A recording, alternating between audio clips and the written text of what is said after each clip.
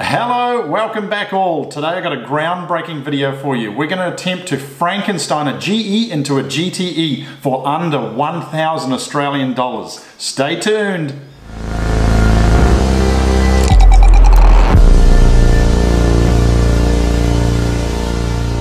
Get something straight. I'm not here to show you how to build a cheap and nasty eBay time bomb. There's a lot of turbo kits out there that are made of thin wall stainless manifolds that are all shiny and cheap Chinese turbos that look pretty.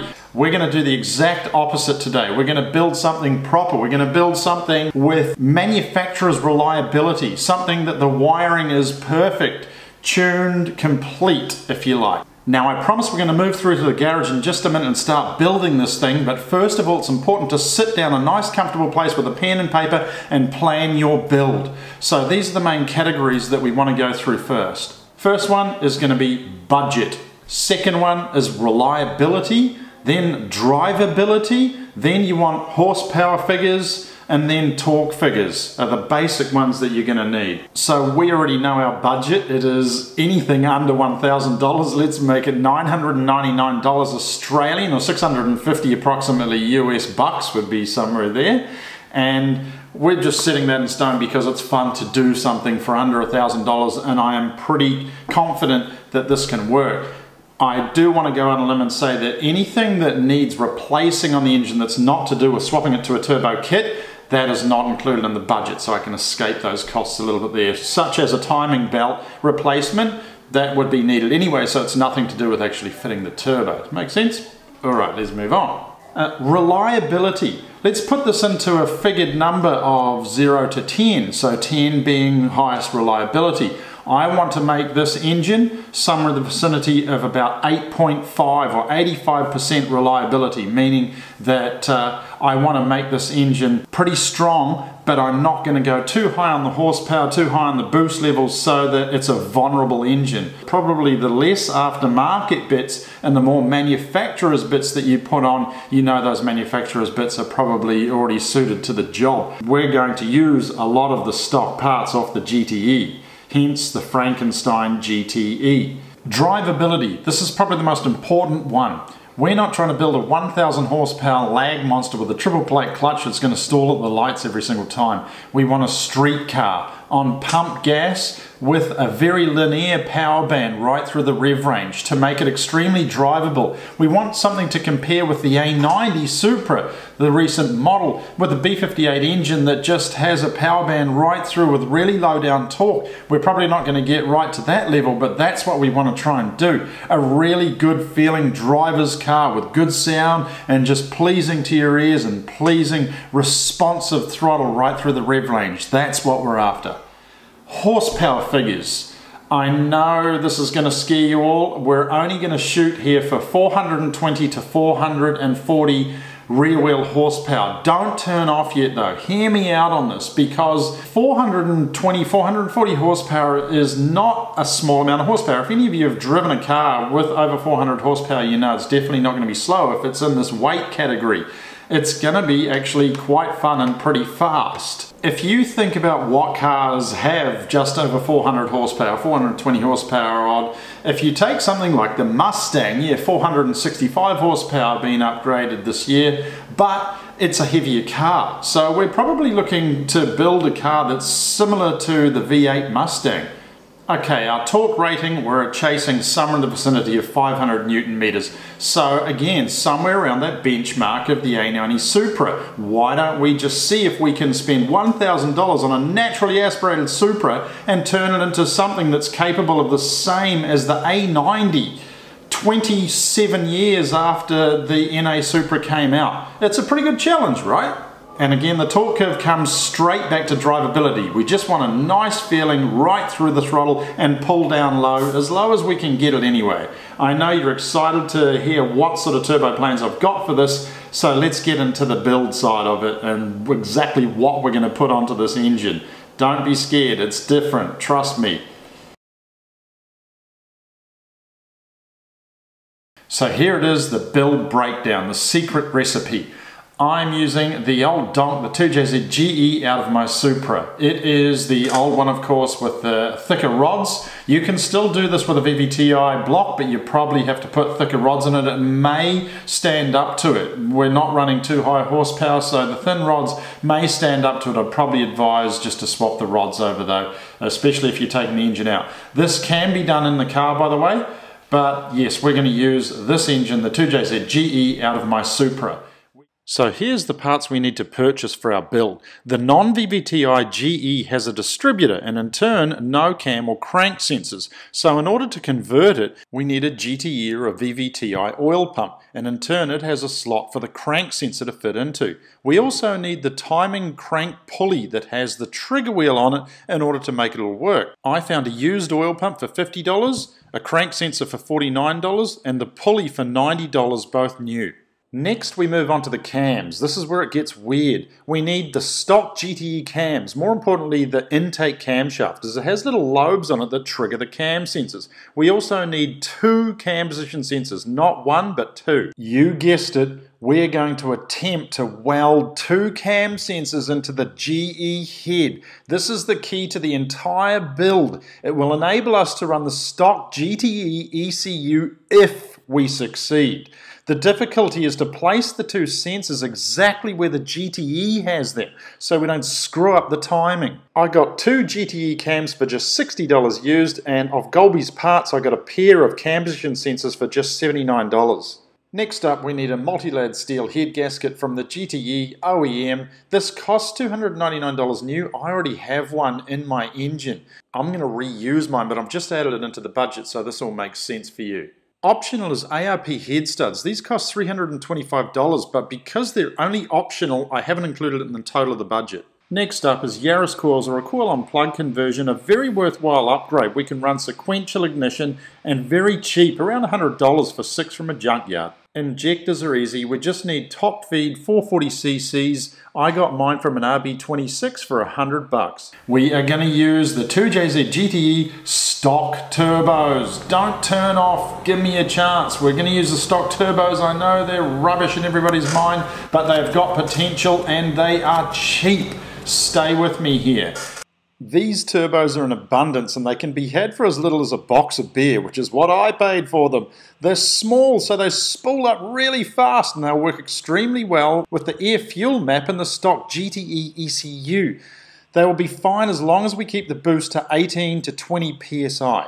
And last of all, we need a stock GTE ECU from an Arista or a Supra, auto or manual, doesn't matter, all of them are good. So our total spend has ended out to be $978 plus a box of beer. So with all that being said, let's go jump in the garage and start on this thing. I can't wait.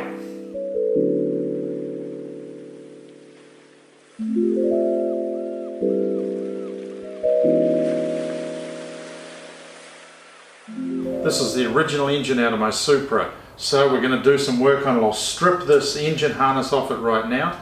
Then we'll give it a big cleanup. Then I'm going to take everything off the top, including the head. We'll take the head off. But the first job that we're going to do here is to put cam position sensors in there. So we're going to weld in 2 cam sensors. I have not done this before. This is trial and error, but we're going to do it good. We're going to use the sawer here with the 2jzge GTE in there to get the right position on its GTE to measure up where the sensors are going to fit in. I've ordered the parts. We're going to put factory twin turbos onto here, which should be fun. You NA turbo guys, I really appreciate what you guys do. You get in there and you're building your own engine. This is fun stuff. This is experimentation. It's better, it's more fun than just putting a GTE engine in the car. Yes, you're probably going to have a little bit more value with a GTE engine in the car, but you'll definitely get more out of building your own engine, in my opinion. I'm one of you guys. I love the DIY stuff. So let's rip into this and we'll get it moving. Let's have a quick walk around of this old donk. So the distributor right here, this is going. I'm going to rip the whole thing out, and I'm probably going to use the little back plate here, and I'm going to weld something over the top of it and completely block it off so we can lose all that and get as much room around this area here as we possibly can. I'm going to take, of course, the whole front covers off. I'm going to put a new timing belt on. I don't know how old that thing is. This engine is already, I have already had the head off, and it has a multi-lad steel OEM GTE head gasket in it, and it has ARP head studs in it. But I'll show you how to get it off and everything. This is an intake manifold that I was making for it, forward facing. I think I'm going to finish it because all I need to do is basically weld a flange on here and then put a throttle body onto it. Now, we are definitely not going to use the over-the-top intake manifold. It's more hassle than it's worth. That's leaving us. It's a hideous thing. I have already drilled out the oil return here. I've just got a rag stuffed in it at the moment, but I'll show you how I did that one. Now, stock twin turbos are going to go on here. I'm going to make up a manifold. I have already made a single turbo manifold for this, which we're going to use in stage 2. But for stage 1, we're putting the stock twin turbos on here, and we want to reach a goal of over 400 horsepower. We'll try for 450. We'll see how we go.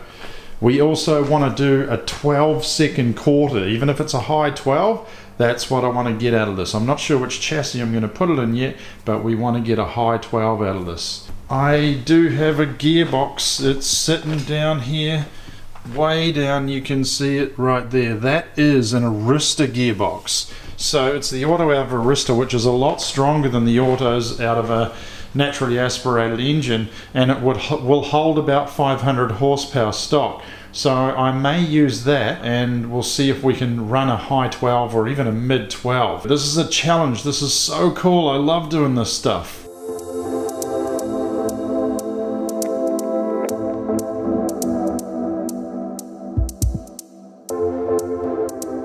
Okay, well, I've given this thing a serious bath. This thing was disgusting. So today we're going to start to work on it. Our mission today is to take the head off and weld in the little sensors. This is going to be a really hard job. I'm actually a little bit scared. I could wreck the whole engine. This is part of the fun experiment, right?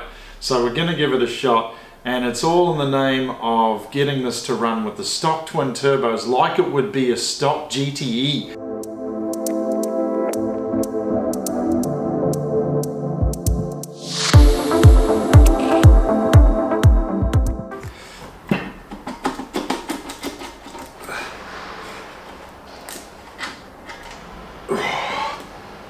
Let's have a look.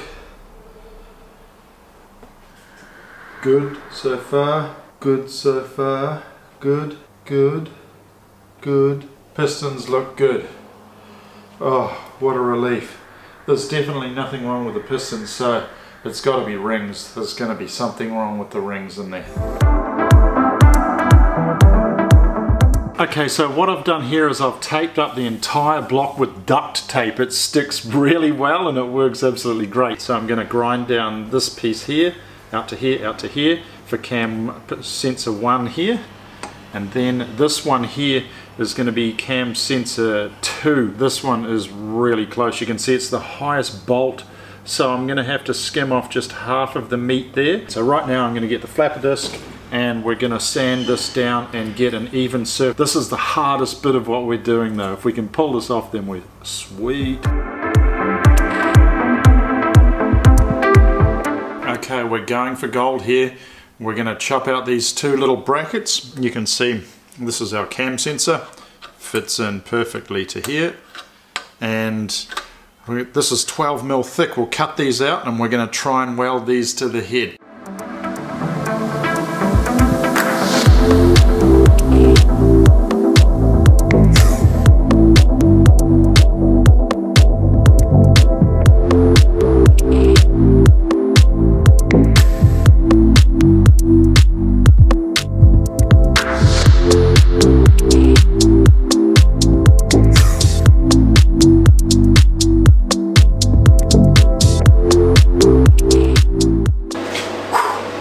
Okay, wish me luck. I'm gonna tack on the first little bung, and hopefully I don't mess this up. This is absolutely nerve-wracking. This is probably the hardest thing I've ever welded in my life. Okay, we got a tack done. That was messy. I need to get rid of all this crap here so I can get in there, but I think that was successful.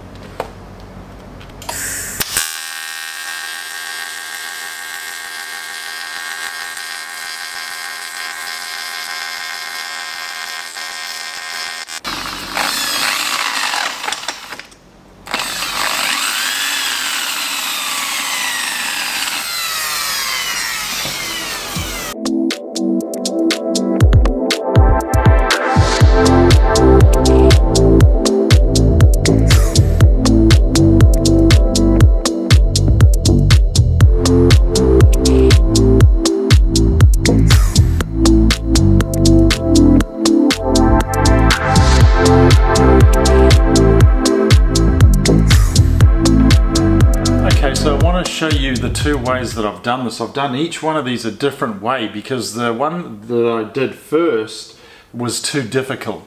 So this is how I did it first. Basically, I made up one of these bungs like that, and I welded it straight onto the cylinder head. This was extremely hard to weld. I wouldn't recommend doing it that way, and I have to put a spacer in there as well. There's plenty of meat to screw it on, and it has worked perfectly. That's fine. But it was too hard to do it and it was time consuming. So the second one, I have simply chopped out a piece of, I just drilled a hole through this. I think I videoed it for you before. That's 25mm with an 18mm hole through the middle.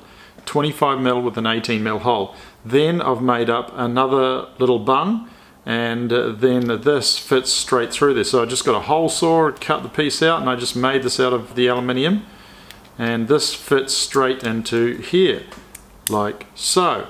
Then I only have to weld this part to the head, and it's much easier to weld around it like that. Then this will slip over the top, and then I will simply weld the inside of it to this piece here, and that's it, done. So let's try and do that. I'm sure this one's going to be a lot easier. This is the best way to do it. Okay, here we go with the second one. Wish me luck.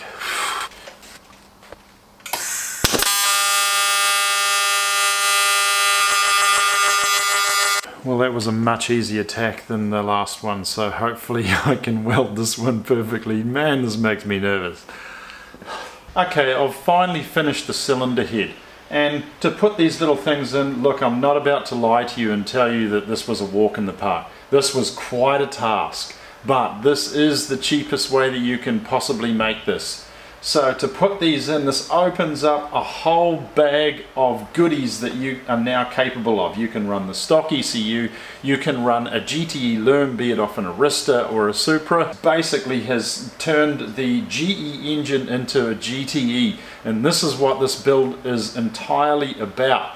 So one step down, we've got the block coming up next. As I turn these cams though, this is extremely close, if not exactly the same, I think, as the GTE. Basically, I have my GTE right beside me here in the Supra, and I have taken pretty precise measurements. So where the sensors come out inside here, it's 3mm from this top lip down to where the top of the sensor sits. So I have got those exactly 3mm there, 3mm here, and then I have my feeler gauges to make sure that I have the right clearance in between the camshaft and the sensor. 0.183 of a millimeter, which slots straight in between both of those. The angles are pretty much exactly the same as the GTE as well. I took an angle from there to there, and I've put those exactly on the same angle. So the thing that I was most worried about is obviously you can be one tooth out on your timing belt and it will throw out your timing and your engine just won't behave properly. It could go wrong. I can't guarantee anything yet until we start it up and see if it throws any codes. But I think I've done the job. I'm not even sure if anybody else has done this before, but I've given it a crack. We'll see if it works, and man, this will be a severe budget build if I pull this off. Here's a little tip. Do something rewarding at the end of the day, and something that makes you feel good and looks good. Let's paint the rocker covers.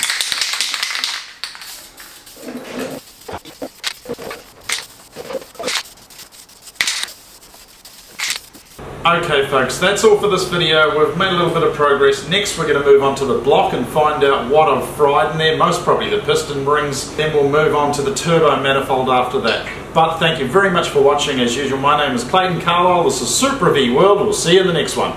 Good night.